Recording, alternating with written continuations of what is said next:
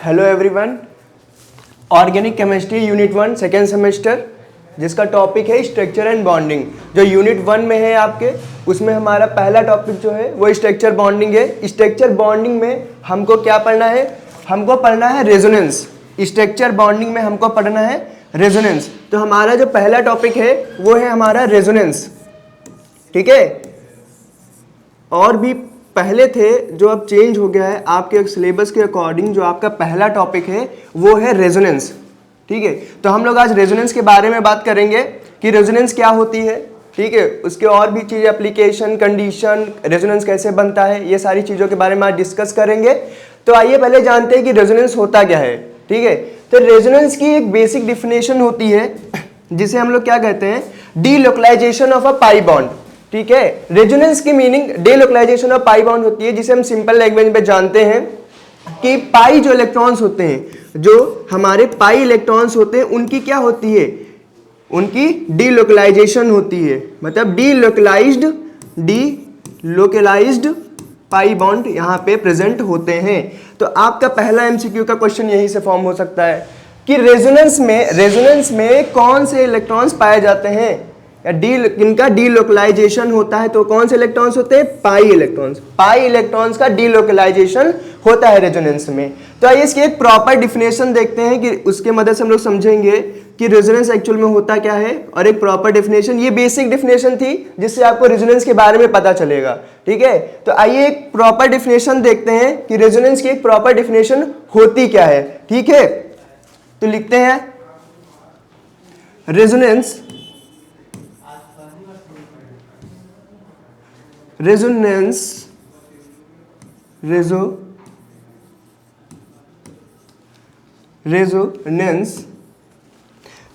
is a way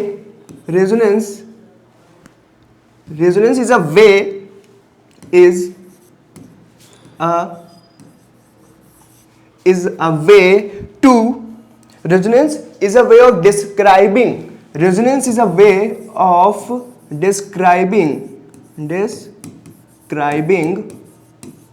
किसके बारे में बताते हैं? किसको डिस्क्राइब करते हैं? Resonance is a way of describing delocalised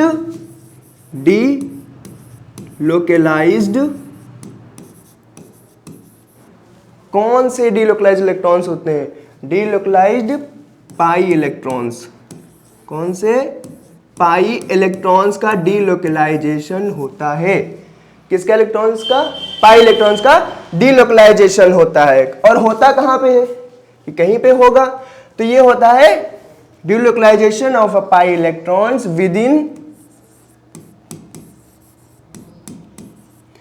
in the molecule. Molecule के बीच में डीलोकलाइजेशन होता है, ठीक है। डीलोकलाइजेशन होता है मॉलिक्यूल्स के बीच में। किसका? Resonance. Resonance is a way of describing delocalised pi electrons. कौन से इलेक्ट्रॉन्स? पाई इलेक्ट्रॉन्स, ठीक है। और कहां पे होगा? With in the molecule. किसी एक पार्टिकुलर मॉलिक्यूल के बीच में ही डीलोकलाइजेशन होगा पाई इलेक्ट्रॉन्स का, ठीक है। और कहां हो सकता है? मॉलिक्यूल्स के बीच में हो सकता है, या कोई और पॉली एटॉमिक आयन हो, ठीक है। पॉली एटॉमिक आयंस के बीच में डीलोकलाइजेशन ऑफ अ मॉलिक्यूल हो सकता है। तो सेकंड कहां पे हो सकता है? सेकंड हो सकता है हमारा कोई भी पॉली एटॉमिक आयंस हो, वहां पे यहां इसका डीलोकलाइजेशन हो सकता है, ठीक है। इतना समझ में आया? इसमें और एक चीज ऐड करते हैं, वो क्या है? अब हम इसको रेजोनेंस को क्यों करते हैं? जब वेयर, अब ये डीलोकलाइजेशन हो रहा है तो होता क्यों है ना? ये भी तो हमें पता चलना चाहिए कि डीलोकलाइजेशन ऑफ पाई इलेक्ट्रॉन्स हो रहा है, मॉलिक्यूल्स के अंदर हो रहा है, कोई पॉली एटॉमिक आयंस के अंदर हो रहा है, तो होता क्यों है, ठीक है। इसका रीजन भी होना चाहिए। वेयर यहीं से लिखता हूं, where the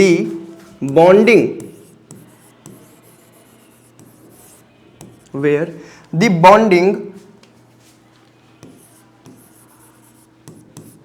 can't be expressed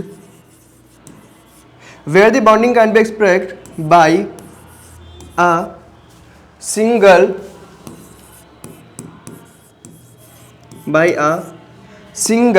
Lewis formula, by a single Lewis formula। जब हम लोग एक सिंगल लुईस फॉर्मूला की से बॉन्डिंग को एक्सप्रेस नहीं कर पाते हैं, कि हमें नहीं पता चलता वहाँ पे कौन सी बॉन्डिंग हो रही है, ठीक है, हम बॉन्डिंग को एक्सप्रेस नहीं कर पाते। कौन सी चीज़ को एक्सप्रेस नहीं कर पाते हैं? बॉन्डिंग को। कहाँ पे? एक सिंगल लुईस फॉर्मूला की मदद से हम लोग बॉन्डिंग को एक्सप्रेस नहीं कर सकते हैं। वहाँ पे हमारा क्या काम आता है? रेजोनेंस, ठीक है, रेजोनेंस की मदद से फिर हम वहाँ पे बॉन्डिंग को एक्सप्रेस कर सकते हैं। अब ये सिंगल लुईस फॉर्मूला होता क्या है? ठीक है, जब आप लोग रेजोनेंस का स्ट्रक्चर ड्रॉ करते हो, ठीक है, जितने भी रेजोनेंस के स्ट्रक्चर लगते हैं, ठीक है, एक रेजोनेंस के स्ट्रक्चर से हाइब्रिड स्ट्रक्चर को नहीं बनाया जा सकता है, ठीक है, उसमें मल्टीपल रेजोनेंस स्ट्रक्चर बनते हैं। वो मैं भी आपको आगे बता रहा हूं कि रेजोनेंस क्या होता है, उसकी कैसे फॉर्मेशन होती है, रेजोनेंस स्ट्रक्चर क्या होता है, हाइब्रिड स्ट्रक्चर क्या होता है। अभी आप डेफिनेशन को देखिए, डेफिनेशन क्या कह रही है? Resonance is a way of describing delocalised pi electrons, ठीक है, क्या करता है? जो डीलोकलाइज्ड पाई इलेक्ट्रॉन्स होते हैं किसी भी मॉलिक्यूल्स के में, delocalisation of a pi electrons होता है किसी भी मॉलिक्यूल के बीच में या पॉलीएटॉमिक आयंस के बीच में, जहां पे हमारी बॉन्डिंग को, जो हमारी बॉन्डिंग होते हैं उसको एक्सप्रेस नहीं किया जा सकता है एक सिंगल लुईस फॉर्मूले से, ठीक है, एक सिंगल लुईस फॉर्मूले से यहाँ पे एक्सप्रेस नहीं कर सकते हैं। तो यहाँ से एमसीक्यू में क्वेश्चन क्या बनेगा? पहला तो ये पूछ सकता है डीलोकलाइजेशन ऑफ पाई इलेक्ट्रॉन्स कहाँ पे होता है, तो आपका पता होना चाहिए रेजोनेंस में होता है। अब ये पूछ देगा कि रेजोनेंस में delocalisation within the molecules होता है या कि दो मॉलिक्यूल्स के बीच में होता है, तो आपको पता होनी चाहिए एक सिंगल मॉलिक्यूल्स के बीच में होता है, किसी एक मॉलिक्यूल के उसी में होगा रेजोनेंस, ठीक है, कहीं और नहीं जाएगा। डीलोकलाइजेशन उसी में होगा, एक ही मॉलिक्यूल के अंदर होगा डीलोकलाइजेशन, कहीं पे दूसरे मॉलिक्यूल इसमें इफेक्ट नहीं करेगा, ठीक है। और हम इसको करते क्यों हैं? क्योंकि यहाँ पे हमको बॉन्डिंग जो होती है एक सिंगल लुईस बेस वहां पे बॉन्डिंग एक्सप्रेस नहीं कर सकता है। ये सब समझ में आ गया आपको? जल्दी से इसको नोट कर लो, फिर हम लोग आगे बढ़ते हैं। आई होप आप सभी लोगों ने नोट कर लिया होगा। तो चलो हम लोग आगे बढ़ते हैं। अब देखते हैं रेजोनेंस को कैसे हम डिफाइन करेंगे। डेफिनेशन तो देख लिए, अब स्ट्रक्चर की मदद से हम लोग देखते हैं। तो यहाँ पे हम लोग क्या बनाएंगे? इसका स्ट्रक्चर, ठीक है। पहले देखते हैं स्ट्रक्चर से हमको कैसे पता चलेगा कि कहाँ पे रेजोनेंस हो रही है, कैसे होती है, सब चीज़ों के बारे में देखते हैं, ठीक है। तो देखो हम लोग बेंजीन रिंग का एग्जांपल लेते हैं। ये हमारी बेंजीन रिंग हो गई, ठीक है, ये डबल बॉन्ड्स हो गए हमारे, ठीक है। आपको पता होगा जब सिंगल बॉन्ड होते हैं तो वहां पे सिग्मा बॉन्ड होते हैं, जहां पे डबल बॉन्ड आता है वहां पे एक पाई और एक सिग्मा होता है, ठीक है, एक पाई और एक सिग्मा, एक पाई और एक सिग्मा होता है। जहां पे ट्रिपल बॉन्डिंग होती है वहां पे एक पाई, बीच में सिग्मा और एक पाई, दो पाई और एक सिग्मा बॉन्ड होते हैं। यहाँ पे जब सिंगल बॉन्डिंग होती है कार्बन कार्बन के बीच में, वहाँ पे एक ही पाया जाता है सिग्मा बॉन्ड। यहाँ पे पाई और सिग्मा दोनों पाए जाते हैं। यहाँ पाई सिग्मा पाई, दो पाई और एक सिग्मा, इसीलिए यहाँ पे डीलोकलाइजेशन आराम से हम लोग करा सकते हैं, ठीक है, पाई बॉन्ड्स का। चलिए आगे देखते हैं। अब यहाँ पे इसका रेजोनेटिंग स्ट्रक्चर एक बनाते हैं, ठीक है, ये बेंजीन हो गया। इसका दूसरा रेजोनेटिंग स्ट्रक्चर क्या होगा? जब हम लोग रेजोनेटिंग स्ट्रक्चर बनाते हैं तो इस साइन से इसको डिनोट करते हैं, ठीक है। इसका बेंजीन का रेजोनेटिंग स्ट्रक्चर ये हमारा पहला हो गया, ठीक है, ये अपना दूसरा रेजोनेटिंग स्ट्रक्चर हो गया, ये इसका दूसरा रेजोनेटिंग स्ट्रक्चर है। अब इसके और इसके बीच के बनने के बीच में और भी स्टेप्स होते हैं, ठीक है। अभी आप इतना समझो कि इस रेजोनेटिंग स्ट्रक्चर से यहां पे पहुंचते हैं। अभी इस बेंजीन का पूरा एक्सपैंड करके दिखाता हूं मैं आपको, ठीक है। चलिए अब नीचे देखिए, इसको एक्सपैंड कर रहा हूं, एक्सपेंशन बेंजीन का मैं नीचे कर रहा हूं। ये हमारी बेंजीन रिंग हो गई, ठीक है। यहां पे पाई इलेक्ट्रॉन्स होंगे, ठीक, पाई इलेक्ट्रॉन यहां पे होंगे, ये बॉन्ड ब्रेक होगा, ठीक है, ये बॉन्ड ब्रेक हुआ, इसका सेकेंड रेजोनेटिंग स्ट्रक्चर बनेगा, ये बॉन्ड ब्रेक हुआ, यहां पे क्या आएगा? पॉजिटिव चार्ज आ गया, यहां पे lone pair with negative charge, ठीक है, ये बॉन्ड ब्रेक हो गया, ये दोनों बॉन्ड ऐसे ही रहेंगे, इनमें कोई हमें छेड़छाड़ नहीं करनी है, जैसे है वैसे इनको रखना है। अब इसके आगे का प्रोसेस, अब ये जो लोन नेगेटिव चार्ज है लोन पेयर का, ये यहाँ पे अटैक करेगा, ये वाला बॉन्ड फिर से ब्रेक होगा, ये ब्रेक होगा, यहाँ पे अटैक करेगा, ठीक है। डिलोकलाइजेशन ऑफ पाई इलेक्ट्रॉन्स होगा। जब इसका होगा तो इसका स्ट्रक्चर क्या बनेगा, यहाँ पे पॉजिटिव चार्ज ऑलरेडी प्रेजेंट है तो इसको हमें कुछ नहीं छेड़ना, ऐसे रखना है, बिल्कुल कोई छेड़छाड़ नहीं करनी। यहाँ पे क्या होगा, जब इसका ये चार्ज आएगा, निगेटिव चार्ज यहाँ पे आएगा लोन पेयर के साथ, तो यहाँ पे एक बॉन्ड बनेगा, डबल बॉन्ड बनेगा, कोवेलेंट बॉन्ड। फिर यहाँ पे क्या होगा, लोन पेयर पे नेगेटिव चार्ज आ जाएगा क्योंकि यहाँ पे पाई बॉन्ड ब्रेक हुआ, ठीक है। ये हमारा सिंपल ऐसे ही रहेगा, इसके साथ में कोई छेड़छाड़ नहीं करनी है, ठीक है। इसके आगे दूसरा रेजोनेटिंग स्ट्रक्चर कैसे बनेगा, ये देखिए। अब हमारा पॉजिटिव चार्ज के साथ में कोई छेड़छाड़ नहीं करनी है हमको, ठीक है। यहाँ पे हमारा डबल बॉन्ड आ चुका है, ठीक, कोई ड्रामा नहीं। अब यहाँ पे जब ये चार्ज होगा ये यहाँ पे अटैक करेगा, ठीक है, यहाँ पे डबल बॉन्ड का फॉर्मेशन हो गई, ठीक है। अब ये वाला जो बॉन्ड है, ये वाला बॉन्ड ब्रेक होगा, डिलोकलाइजेशन ऑफ पाई इलेक्ट्रॉन्स होगा। जब डिलोकलाइजेशन ऑफ पाई इलेक्ट्रॉन होगा यहाँ पे नेगेटिव चार्ज आ जाएगा, आ गया, ठीक है। आगे देखो,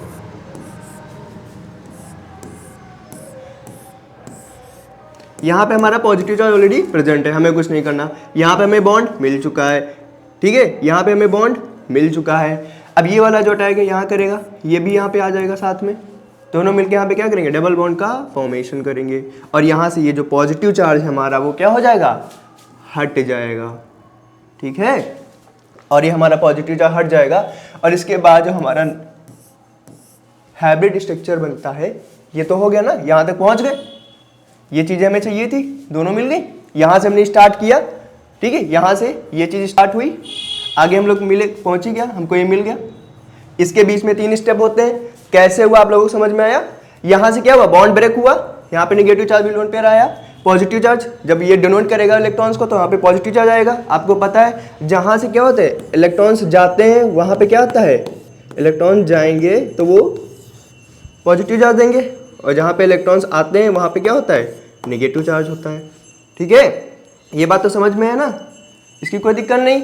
अब यहाँ पे क्या हुआ, जैसे ये बॉन्ड ब्रेक होगा वैसे यहाँ पे चार्ज आया, ये प्लस में चला गया और ये नेगेटिव चार्ज हो गया। अब ये वाला नेगेटिव चार्ज क्या करेगा, आगे अटैक करेगा और ये बॉन्ड फिर से ब्रेक होगा, पाई बॉन्ड का डिलोकलाइजेशन होगा, यहाँ पे नेगेटिव चार्ज आएगा, यहाँ पे बॉन्ड की फॉर्मेशन हो जाएगी। फिर यहाँ पे ब्रेक होगा, सेम प्रोसेस, यहाँ से इलेक्ट्रॉन्स का हुआ, अटैक करेंगे और यहाँ से क्या होगा, फिर से पाई बॉन्ड यहाँ से डिलोकलाइज होगा और यहाँ पे बॉन्ड ब्रेक हो जाएगा। फिर यहाँ पे चार्ज आ जाएगा, फिर यहाँ से दोनों ब्रेक होकर ये चार्ज बना लेंगे, ठीक है। इसका हाइब्रिड स्ट्रक्चर क्या होगा, हाइब्रिड स्ट्रक्चर को ध्यान से देखिएगा, ठीक है।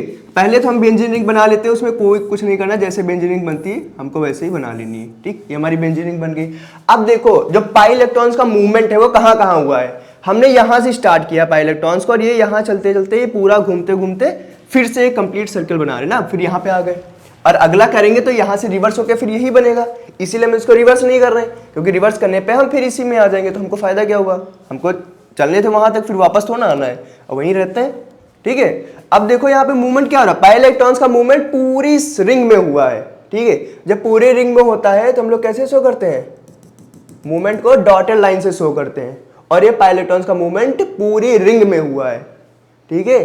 अब यहाँ पे कुछ इंपॉर्टेंट चीजें देखो, जितने भी हमारे ये ऑरेंज से बने हुए हैं एक्सेप्ट इसको, इस वाले को, ठीक है, इसको छोड़ के बाकी जितने भी हैं इन सबको हम लोग क्या कहते हैं, रेजोनेटिंग स्ट्रक्चर, ठीक है। जितने भी यहाँ पे प्रेजेंट हैं इसको छोड़ के एक्सेप्ट दिस,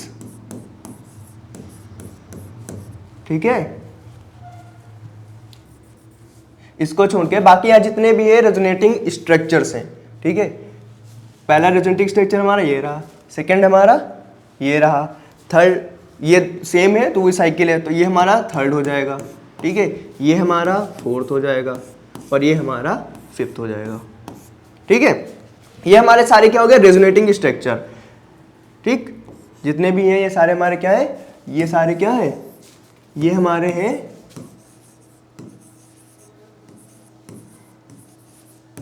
रेजोनेटिंग स्ट्रक्चर, और भी इन्हें कई नामों से जाना जाता है, अभी आगे बता रहे हैं डिफिनेशन में, ठीक है। और इसे क्या कहते हैं, इसको हम लोग कहते हैं क्या, हाइब्रिड स्ट्रक्चर या रेजोनेंस हाइब्रिड स्ट्रक्चर। ठीक है, इतना समझ में आया। अब यहाँ पे क्वेश्चन कैसे फॉर्मेशन हो सकती है, ठीक है, पूछ सकता है रेजोनेटिंग स्ट्रक्चर इसमें से कौन है, अगर कुछ दे देता है बना के, ठीक है, और पूछ लेगा यार रेजोनेंट हाइब्रिड स्ट्रक्चर क्या होता है, ठीक है, जो लास्ट में बनता है हमारा, हम लोग इसको बनाते हैं, और इसके अभी और पॉइंट्स देखेंगे।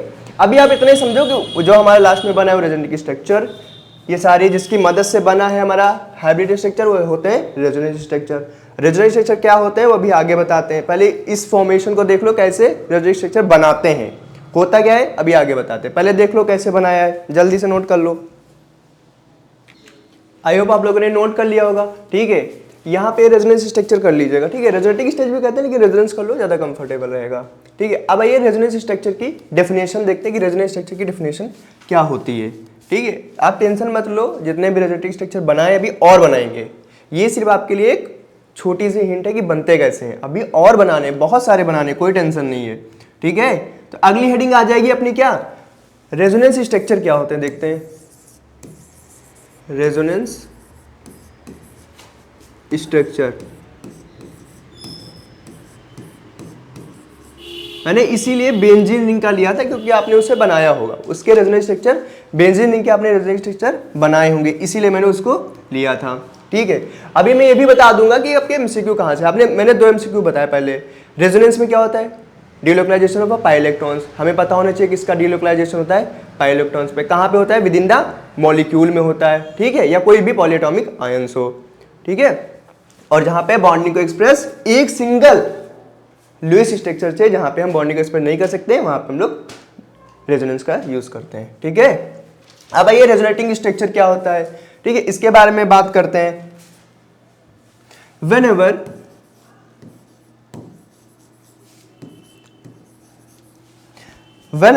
for a molecule, whenever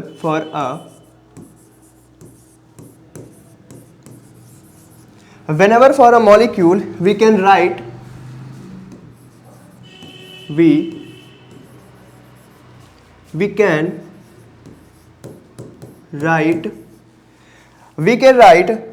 two or more, we can write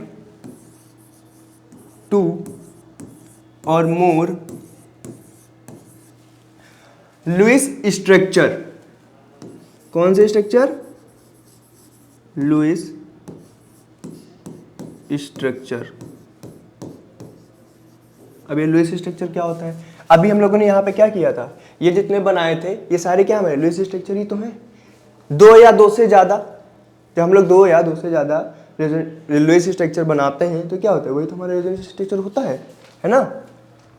चलिए, व्हेनेवर फॉर अ मॉलिक्यूल, किसी भी मॉलिक्यूल के लिए जब हम लोग 2 या 2 से ज़्यादा लुईस स्ट्रक्चर को क्या करते हैं, राइट करते हैं, बनाते हैं, लुईस स्ट्रक्चर डिफर, और वो डिफर किस में करनी चाहिए, डिफर जब हमने अभी लुईस स्ट्रक्चर बनाए थे, ये इतने सारे लुईस स्ट्रक्चर बनाए, इसमें क्या डिफरेंस आ रहा है, सब में कुछ ना कुछ डिफरेंस है, कॉमन डिफरेंस है। सोचो, जब तक मैं लिख रहा हूं सोचो जल्दी से, क्या डिफरेंस है, किस चीज में ये डिफर कर रहे हैं। सारे मॉलिक्यूल्स आपके साथ में है, आपके यहाँ ये देखिए सारे मॉलिक्यूल्स हैं आपके, इसमें क्या डिफरेंस आ रहा है सभी में, सोचिए एक बार।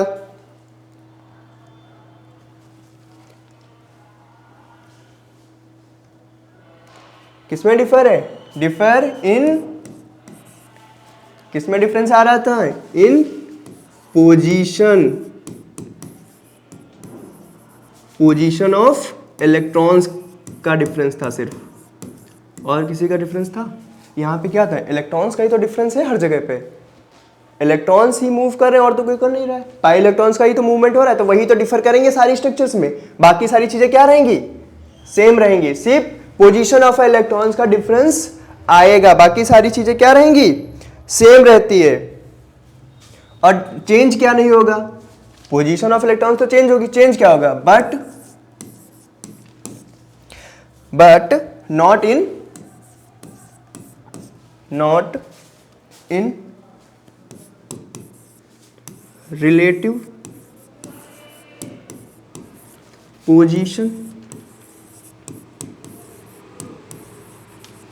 चेंज किसमें नहीं आया? जो आपने मॉलिक्यूल्स देखा, चेंज क्या आया? इलेक्ट्रॉन्स की पोजीशन का चेंज आया। इसमें चेंज क्या नहीं आया? आपको कुछ दिख रहा है जिसमें ऐसा चेंज ना आया हो?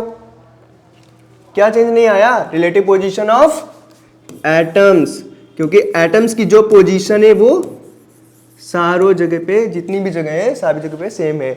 जो कार्बन यहाँ पे वही कार्बन यहाँ पे, सारी जगह पे वही कार्बन है। कार्बन का मूवमेंट तो नहीं हुआ। एटम तो सेम है ना हर जगह पे, जितनी भी जगह है हर जगह पे एटम सेम है। इसका मतलब क्या हुआ? एटम की जो पोजीशन है वो सेम है, बस चेंज किस में आ रहा है? पोजीशन ऑफ इलेक्ट्रॉन्स के बीच में चेंज आ रहा है। और इलेक्ट्रॉन्स की जो पोजीशन है वो डिफर कर रही है सारे स्ट्रक्चर में। ठीक है, इसी को हम लोग क्या कहते हैं? इधर से लिखते हैं, द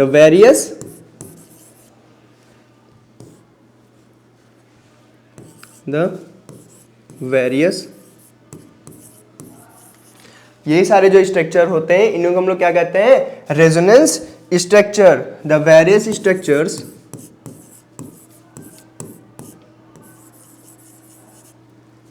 आर कॉल्ड, इन्हें क्या कहते हैं? जितने भी स्ट्रक्चर होते हैं इन्हें कहते हैं हम लोग क्या? Resonance structure. और क्या कहते हैं? रेजोनेंस स्ट्रक्चर हो गया, कैनोनिकल स्ट्रक्चर,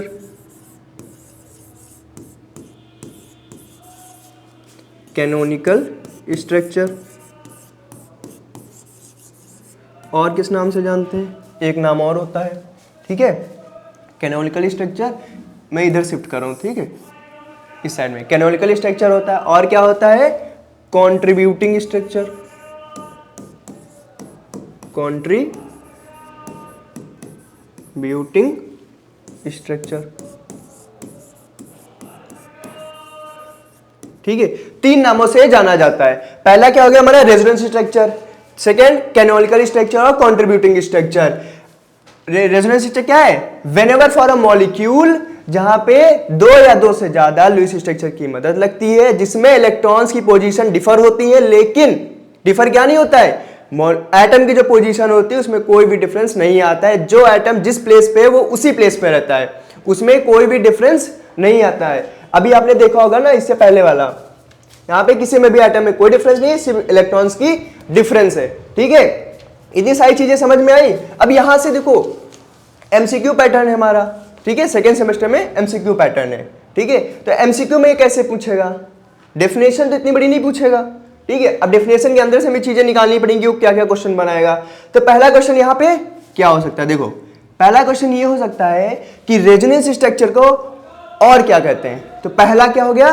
कंट्रीब्यूटिंग स्ट्रक्चर कहते हैं, ठीक है। सेकंड हमारा कैनोनिकल स्ट्रक्चर कहते हैं। अब इसी में से हमारे तीन क्वेश्चन बन सकते हैं। क्यों पूछ सकता है रेजोनेंस स्ट्रक्चर को किस नाम से जानते हैं? ऑप्शन दे दिया, उसमें कंट्रीब्यूटिंग स्ट्रक्चर है तो इसको हम मार्क करेंगे।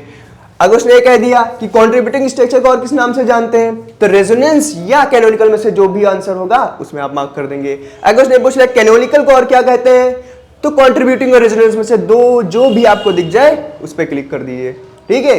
तीन क्वेश्चन आपके यहां से बन गए, ठीक है। अब दूसरा क्या होगा कि रेजोनेंस की फॉर्मेशन कैसे होती है? जब दो या दो से ज्यादा लुईस स्ट्रक्चर बनते हैं वहां पे क्या होती है? रेजोनेंस स्ट्रक्चर की फॉर्मेशन होती है, ठीक है। अभी पूछ सकता है कि रेजोनेंस जो स्ट्रक्चर होते हैं वो किस चीज में डिफर होता है और कौन सी चीज में सेम होती है। तो डिफर किस में होते हैं? Differ in position of electrons, ठीक है। इलेक्ट्रॉन्स की पोजीशन वहां पे डिफर करती है और सेम क्या रहता है? Relative position of an atom. Atom की जो भी पोजीशन होती है वो सेम रहती है, उसमें कोई भी चेंजेस नहीं आते हैं, ठीक है। इतनी बातें समझ में आ गई ना? रेजोनेटिंग स्ट्रक्चर अच्छे समझ में आ गया? अगर कोई डाउट हो तो आप बिंदास पूछेगा, कोई टेंशन नहीं है, ठीक है। आप एलयू अपडेट के ऐप पे इजिली आप पूछ सकते हैं, वहां पे कोई डाउट हो सब आपको वहीं पे बताया जाएगा। अगर आपके डाउट बड़े होंगे तो मैं फिर इसी बोर्ड पे आऊंगा और आपको वो डाउट समझ में आऊंगा, ठीक है। एमसीक्यू भी आपको प्रोवाइड कराएंगे, जो मैं पढ़ा रहा हूं इसकी सीट ऑलरेडी अपलोड हो चुकी है एलयू अपडेट के ऐप पे। आप जाइए सेकेंड सेमेस्टर में, वहां पे देखिए आपको मिल जाएगी, ठीक है। और मेरी प्रेफरेंस में आपको नोट्स बनाने चाहिए। आप बनाओगे तो आपको लिखते समय कुछ ना कुछ तो पढ़ोगे, ठीक है, वो हमेशा दिमाग में याद रहेगा। और हालांकि मैं यहाँ पे आपको जितने भी एमसीक्यू बन सकते हैं मैं बताता चलूंगा, ठीक है, आपके एमसीक्यू कहाँ से बन सकते हैं, ठीक है। 4-5 एमसीक्यू तो इससे में बन जाएंगे, दो या तीन पहले वाले में से रेजोनेंस में बनेंगे, डेफिनेशन से, और भी अभी चीजें आएंगी उसमें से एमसीक्यू बनेंगे। जहां जहां एमसीक्यू की फॉर्मेशन हो रही है मैं आपको बताते चल रहा हूं, उसको आप मार्क करते चलो, ठीक है। चलो इतना जल्दी से नोट कर लो, फिर आगे बढ़ते हैं। आप लोगों ने नोट डाउन कर लिया होगा ना, चलिए आगे चलते हैं, ठीक है। रेजोनेंस स्ट्रक्चर हो गया, रेजोनेंस स्ट्रक्चर हमारा हो गया। अब इसमें कुछ पॉइंट्स हैं जो कि इंपॉर्टेंट पॉइंट्स हैं, उनको ध्यान दीजिएगा, ठीक है। पहला पॉइंट क्या है आपका, देखो पॉइंट नंबर 1, जितने भी हमारे लुईस स्ट्रक्चर होते हैं वो किसी भी मॉलिक्यूल की एक्चुअल पोजीशन को डिफाइन नहीं करते हैं, ठीक है। तो क्या लिखोगे, नन, क्या लिखोगे, none of the Lewis structure, none of the Lewis structure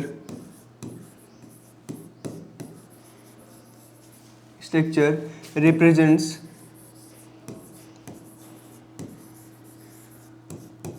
none of the Lewis structure represents the actual position, ठीक है, actual position of a molecule या actual structure of a molecule, actual structure of a molecule, structure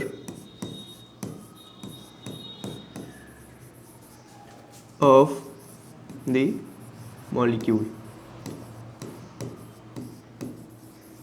ठीक है।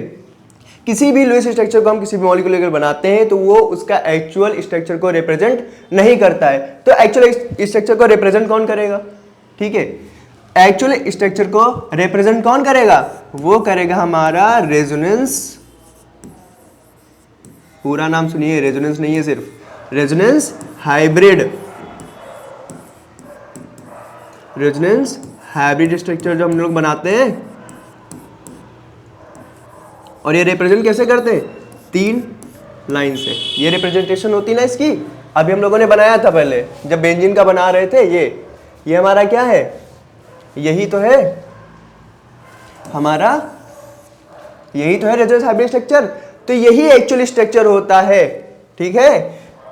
Resonance hybrid structure को और किस नाम से जानते हैं, सेकेंड एमसीक्यू और बन गया इसका, किस नाम से जानते हैं, एक्चुअल स्ट्रक्चर के नाम से भी इसको हम जानते हैं, ठीक है। रेजोनेंस हाइब्रिड स्ट्रक्चर को एक्चुअल स्ट्रक्चर के नाम से भी जानते हैं। एक पॉइंट इसका और है, वो भी देखिएगा, ठीक है। एक पॉइंट अभी और है इसका, देख लो। जो रेजोनेंस जो भी हमारा रेजोनेंस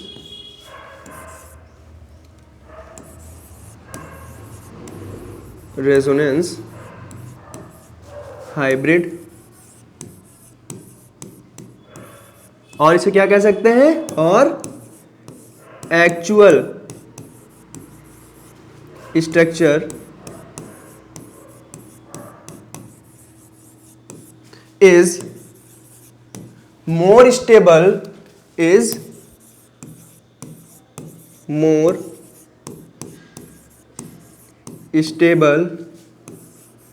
देन एनी अदर। कौन से, किन से रेजोनेटिंग स्ट्रक्चर मोर ज्यादा स्टेबल होगा, स्टेबिलिटी सबसे ज्यादा किसकी होती है, रेजोनेटिंग स्ट्रक्चर की नहीं होती है, हाइब्रिड स्ट्रक्चर की होती है, ठीक है। Any other resonance structure,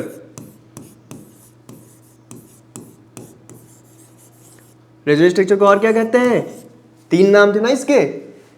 second canonical, याद करते चलो, याद रहेगा तो आगे एमसीक्यू में आएगा तो ज़्यादा दिक्कत नहीं होगी, साथ में याद करते चलो, कोई दिक्कत नहीं है। रेजोनेंस से कहते हैं, कॉनिकल को कहते हैं या कॉन्ट्रीब्यूटिंग, इन तीनों में से किसी का भी नाम आ सकता है। तो हमेशा ध्यान दीजिएगा, सोते मत रहिएगा, ध्यान देना है हमें, ठीक है।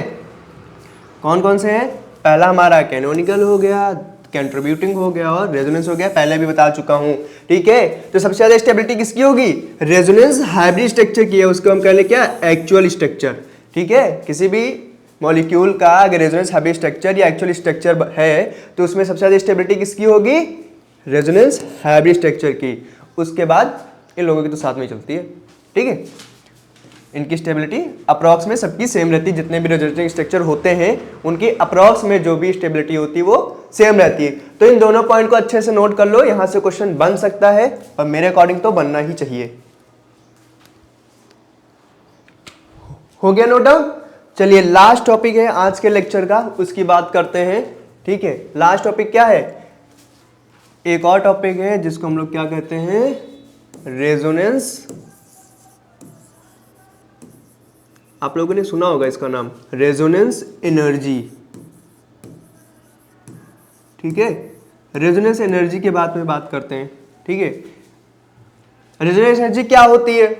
रेजोनेंस एनर्जी, चलिए डेफिनेशन लिखते हैं फिर आपको अच्छे से समझाते हैं। Resonance, it is defined, it is defined as the difference,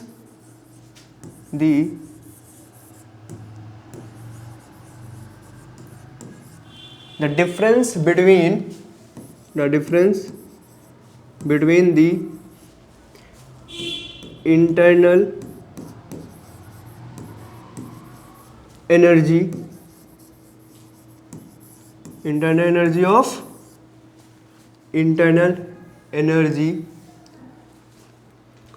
of a resonance hybrid structure, resonance hybrid, और इसको किस नाम से जानते हैं? एक्चुअल स्ट्रक्चर को। बार बार इसलिए लिख रहा हूं जिसमें आपको याद हो जाए, ठीक है, क्योंकि दूसरे नेम अक्सर पूछे जाते हैं कि और किस नाम से हम लोग इनको जानते हैं। It is defined as the difference between the internal energy of a resonance hybrid structure and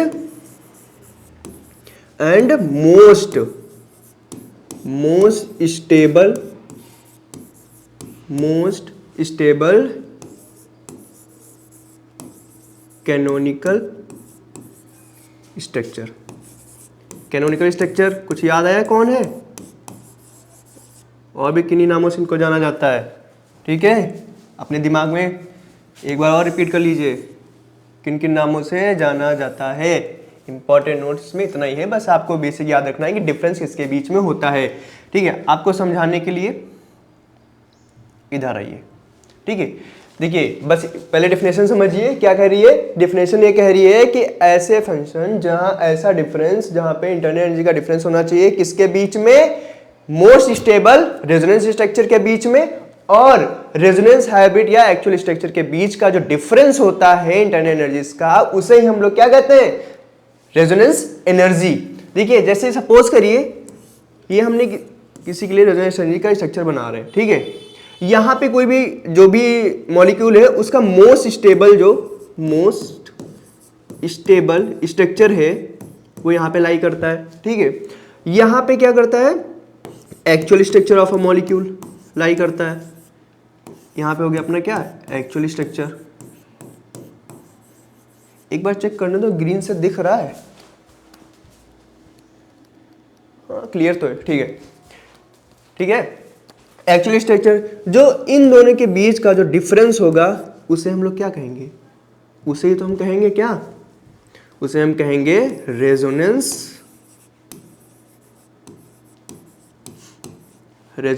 energy, ठीक है। और ये डिफरेंस किसका होता है? इंटरनल एनर्जीज का, ठीक है, इंटरनल एनर्जी का, ठीक है। इंटरनल एनर्जी का डिफरेंस होता है क्या? हमारा रेजोनेंस एनर्जी, ठीक है। और इंटरनल एनर्जी किसकी होनी चाहिए? मोस्ट स्टेबल कैनोनिकल स्ट्रक्चर और actual structure of a molecule, ठीक है। इन दोनों के बीच का जो डिफरेंस होगा उसे हम लोग क्या कहते हैं? रेजोनेंस एनर्जी कहते हैं, ठीक है। जो हमारा रेजोनेंस होता है, ठीक है, जो हमारा रेजोनेंस होता है उसका एक इंपॉर्टेंट पॉइंट बता देता हूं आपको। जो रेजोनेंस होता है यहां लिख रहा हूं, उसे नोट कर लीजिएगा। रेजोनेंस होता है, यहां पे कौन सा प्रोसेस होता है? यहां पे होता है intra molecular process, molecular process, ठीक है। ये हमारा रेजोनेंस में रेजोनेंस ही चल रहा है तो उसी में नोट करिएगा। रेजोनेंस में जो हमारा रेजोनेंस होता है वो होता है हमारा क्या है, वहाँ पे कौन सा प्रोसेस होता है, इंट्रामॉलिक्यूलर प्रोसेस होता है, ठीक है।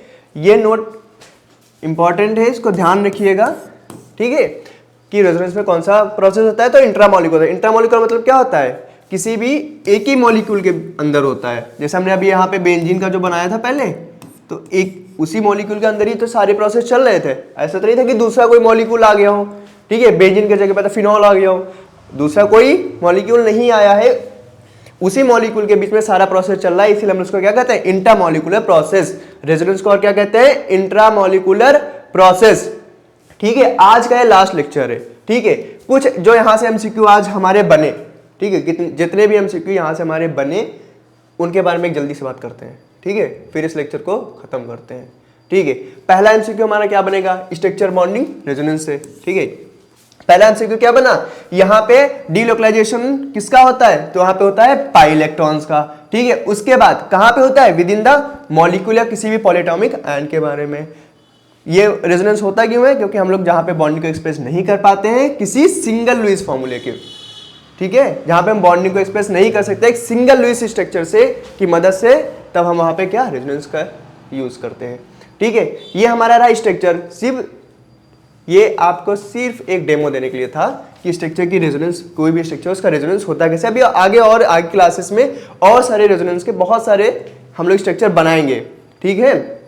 वहाँ पे जब कंडीशंस आएंगी तो उसमें बहुत सारे स्ट्रक्चर बनाने हैं। ये सिर्फ आपको समझाने के लिए बना दिया था कि आपको रेजोनेंस कैसे होता है, कैसे स्ट्रक्चर उसके बनेंगे, ठीक है। और जितने भी ये बीच के स्ट्रक्चर्स होते हैं जिनकी मदद से हम लोग क्या एक्चुअल स्ट्रक्चर का फॉर्मेशन करते हैं, रेजोनेंस हाइब्रिड स्ट्रक्चर को और क्या कहते हैं, एक्चुअल स्ट्रक्चर कहते हैं, ठीक है। ये हमारे सारे क्या होते हैं, रेजोनेंस स्ट्रक्चर होते हैं, ठीक है। अब रेजोनेंस स्ट्रक्चर होता क्या है, जहां पे दो और दो से ज्यादा लुईस स्ट्रक्चर की फॉर्मेशन से हमको क्या बनाते हैं, वहां पे हमारा रेजोनेंस स्ट्रक्चर होता है। वहां पे क्या होता है, differ in position of electron, जहां पे इलेक्ट्रॉन की पोजीशन डिफर होती है, और डिफर क्या नहीं होता है, वो होती है रिलेटिव पोजीशन ऑफ एटम। जो एटम की जो पोजीशन है वो उसी पोजीशन पे लाई करता है, उसमें कोई भी डिफरेंस नहीं आता है, ठीक है। जितने भी पोजीशन होती है एटम्स की वो सेम रहती है। यहां से क्या क्या पॉइंट बन सकते हैं कि रेजोनेंस स्ट्रक्चर कब बनते हैं, तो जब यहाँ पे दो और दो से ज्यादा लुईस स्ट्रक्चर का फॉर्मेशन होता है, ठीक है। क्या डिफरेंस होता है, डिफर कहां करते हैं, differ in the position of electrons, electron की पोजीशन डिफर होती है, ठीक है। सेम क्या रहता है, relative position of atom, atom की पोजीशन में कोई भी चेंजेस नहीं आते हैं, ठीक है। और इन्हें किस नाम से जाना जाता है, रेजोनेंस स्ट्रक्चर को और किन किन नामों से जाता है, कॉन्ट्रीब्यूटिंग स्ट्रक्चर और कैनोनिकल स्ट्रक्चर, दो और नामों से इन्हें जाना जाता है, ठीक है। आगे, none of the Lewis structure represents actual structure of the molecule. ये इंपॉर्टेंट नोट्स हैं, इनको ध्यान से देखिएगा। कोई भी लुईस स्ट्रक्चर जितने भी होते हैं वो किसी भी एक्चुअल स्ट्रक्चर को रिप्रेजेंट नहीं करते हैं, ठीक है। ये इंपॉर्टेंट पॉइंट है, ये पूछा जा सकता है, ठीक है। और सेकंड क्या है, जो रेजोनेंस हाइब्रिड स्ट्रक्चर और जो हमारा एक्चुअल स्ट्रक्चर है दोनों सेम होते हैं, ये हमेशा ज्यादा स्टेबल होंगे किसी भी रेजोनेंस स्ट्रक्चर से, ठीक है। कोई भी हमारा रेजोनेंस स्ट्रक्चर होगा उससे ज्यादा स्टेबल कौन होगा, हाइब्रिड स्ट्रक्चर या एक्चुअल स्ट्रक्चर, ठीक है। उसके बाद रेजोनेंस एनर्जी आ गई। तो रेजोनेंस एनर्जी क्या है, बेसिक ये डिफरेंस है इंटरनल एनर्जी का किसके बीच में, most stable structure of resonance, ठीक है। रेजोनेंस का स्ट्रक्चर का जो सबसे ज्यादा मोस्ट स्टेबल होगा, जो सबसे ज्यादा स्टेबल होगा, और एक्चुअल स्ट्रक्चर के बीच में, एक्चुअल स्ट्रक्चर के बीच का जो डिफरेंस होता है उसे हम कहते हैं रेजोनेंस एनर्जी, ठीक है। और जो हमारा रेजोनेंस होता है, ठीक है, वहां पे कौन सा प्रोसेस चलता है, इंट्रामॉलिक्यूलर प्रोसेस, क्योंकि एक ही मॉलिक्यूल्स के बीच में वो प्रोसेस चलता है, ठीक है। इसको जल्दी से रेजोनेंस एनर्जी नोट कर लो, फिर एक इंपॉर्टेंट पॉइंट बता देता हूं। चलिए, इंपॉर्टेंट पॉइंट ये है कि जो हमारा रेजोनेंस एनर्जी होती है इसका भी एक और नाम होता है, और वो नाम होता है, उसको किस नाम से जानते हैं, यहां पे लिख लीजिए, क्या होता है, डीलोकलाइजेशन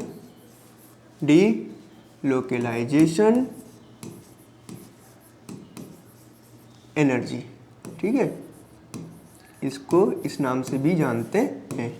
तो इसका दूसरा नाम क्या हो गया, रेजोनेंस एनर्जी का, डीलोकलाइजेशन एनर्जी, ठीक है। चलिए आज के लेक्चर को यहीं पे समाप्त करते हैं। अगर आपको कोई भी क्वेश्चन हो आराम से पूछे, कोई दिक्कत नहीं है, ठीक है। समझ में आनी चाहिए चीजें, आपके एमसीक्यू के क्या क्या पैटर्न बनेंगे, कहाँ कहाँ से बन सकते हैं, मैं सारे मार्क करता चलता हूँ। आप अपने नोट्स खुद बनाइए, ठीक है, वो ज्यादा बेटर रहेंगे, आपको इजिली समझ में आएंगी सारी चीजें, ठीक है। आज के लेक्चर को यहीं पे खत्म करते हैं, क्योंकि आपका जो स्ट्रक्चर जो है रेजोनेंस हमने स्टार्ट इसीलिए किया है क्योंकि आपका जो सिलेबस है वहां पे स्ट्रक्चर बॉन्डिंग में रेजोनेंस से स्टार्टिंग है, ठीक है। हमको और चीजों में नहीं पढ़ना, जो पहले था वहां पे और भी चीजें थी। जब ये हमारा ऑर्गेनिक केमिस्ट्री फर्स्ट सेमेस्टर में हुआ करता था, वहां पे hybridisation, hyperconjugation, bond length, bond angle, ये सारी चीजें थी। लेकिन यहाँ पे आपके सिलेबस में वो चीजें नहीं है, तो हमें उन चीजों में जाना नहीं है, ठीक है। जो आपके सिलेबस में है मैं वो बता रहा हूँ, और चीजें अगर आप कहोगे तो मैं बता दूंगा, उसमें कोई दिक्कत नहीं है, लेकिन वो आपके सिलेबस में है नहीं, ठीक है। जो आपके सिलेबस में है मैं वहां से आया हूँ आपके लिए, ठीक है, रेजोनेंस से, ठीक है। आई होप आप लोगों को समझ में आया होगा। अगर कोई भी क्वेरी हो तो आप इजिली मैसेज कर दीजिएगा, ठीक है, एलियो अपडेट के ऐप पे, वहां पे आपकी क्वेरी मैं देख लूंगा, और अगर हो सकेगा तो वहीं पे सॉल्व कर दूंगा, नहीं होगा तो मैं किसी जब लेक्चर लूंगा उसके बीच में आपको वो चीजें बता दूंगा। एमसीक्यू कैसे बनते हैं वो सारी चीजें बता दिया गया है।